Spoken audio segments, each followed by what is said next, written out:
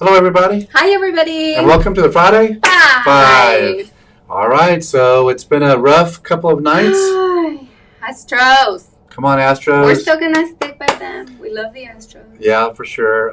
Hopefully they'll do well today. You know what? I mean, they're in the World Series, and that's the most important thing. That's really what matters. I At the totally end of the day, agree. they made it. They okay? did.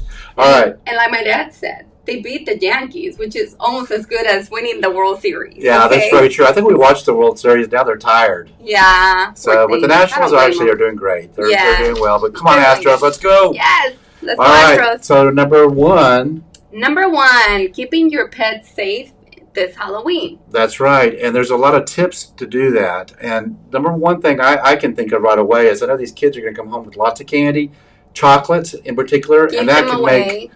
No, don't give them away. Give them to your parents. parents. I said keep them away from your pets. They'll give them. We have the dad tax. I know when I have to make sure that everything's okay. Everything looks good. Yes, make sure you inspect that candy. That's right. Kids.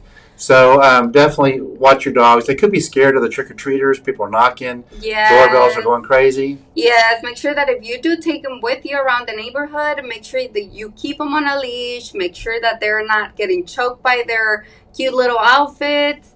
Just, make sure that you take care of your pets. Absolutely. Number two is a little bit more depressing, but it's important. And it's something we've talked about a lot, about how to prepare yourself for a recession, because they've already expected it to be here, and it hasn't. So now they're saying maybe a year, maybe this year, maybe next year. Nobody really knows for sure, but the important part is to be ready. Exactly. So what are some things that you can do to prepare for the next recession? Well, start saving money. Obviously, that's the most important thing to do. Yeah, so check those expenses. Make sure that you can cut, expenses here and there. And next thing you know, and we find that there's a lot of expenses that we are able to cut. Yes, definitely. So you need to go through your Apple. If you have an iPhone, make sure you go through there to see what software is taking. Amazon, you go through that too. Yes, so everything adds up. So make sure you check for those little expenses. Absolutely. If you're, you can go ahead and get a side hustle, a side job, maybe Uber, Lyft. I think those are popular, or just making deliveries. This is the time to do it. Yeah, absolutely. Get your resume ready and start networking if you need to. Exactly. Okay, so here's our legal tip for this week. It's number 3. Yes, number 3. This one is a big one.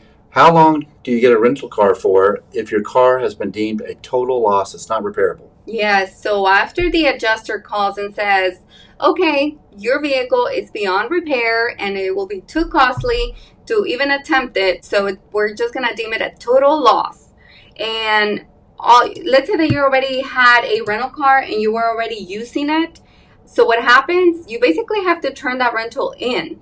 You're only allowed to use it until they or the insurance adjuster tells you that your vehicle is beyond repair. That's right. Now, sometimes the attorney can negotiate 1 or 2 more days, because even though the Texas law says they can do this, most people don't have the money just to go out and get a car right away. Exactly. They're not prepared for that. Not only that, but the money just doesn't come right away, right after after your car's been totaled. So if you've been in a car wreck and your vehicle, was maybe towed away to like a storage place, and for a fact you're not going to be able to drive it, you need to go ahead and start making plans for the long term, because you're not going to get your vehicle back. Yeah. And that money is not going to come right away, so start making plans. That's right. It's a huge inconvenience, more than anything. So this next one, we've done some of these things, but how to decrease your internet bill. Number 4. All right, so let me get that a little bit bigger there. But I didn't know about this, but if you're low income or actually are on public housing, they do have some subsidies you can get.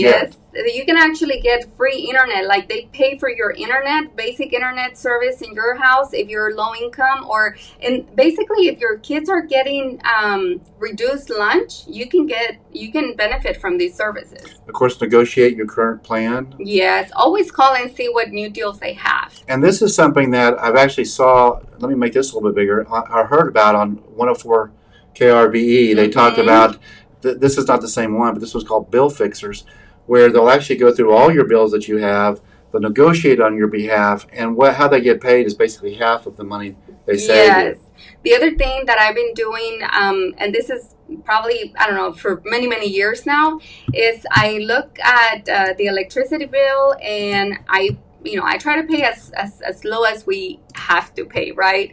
So it's the same provider, the energy comes from the same provider, so it's the matter of how much you want to pay for it. So all it is just making sure that you put it on your calendar and you do short-term contracts. There sometimes, having a 3-month or a 6-month contract is a lot cheaper than having the 12-month contract. And so we've been saving a lot of money. I mean, we're paying like, 8 cents per kilowatt. That's very good. So kudos to me. Number 5. Is your kid stressed out? Yes. Yes. The kids are always stressed out, especially right now with school, homework, activities. So what can you do to help your kids with stress? Well, get rid of all the chaos. Make sure that you plan things ahead of time. Make sure that the clothes is ready for the next morning. Make sure that you take the time to give them a nice calming bath. That's made a big difference with Bethany, yes. to make sure that we have the clothes that picked out the night before. Make sure that they get plenty of rest. So in the morning they're not, they're going to have their little moment, but if they had plenty of rest, they're going to wake up and just, as soon as they wash their face, they're awake. They're ready to go. And they can learn coping strategies too. When they're stressed, they can learn how to deal with that. Yeah, that's a good idea because that's something that they can use, the rest of their life. Yes, and make sure that you, always take the time to ask them how they're doing, and like seriously, talk to your kids. Talk to them and see how they're doing. Take the electronics away during dinner. Those things, or at bedtime. You're not supposed to sleep with your phone next to you. So try that. Okay, yeah, I need to stop doing that. I need alarm clocks is what I need. All right, everybody, have a great Friday and a good weekend, and we'll talk to you guys later. Bye. Bye.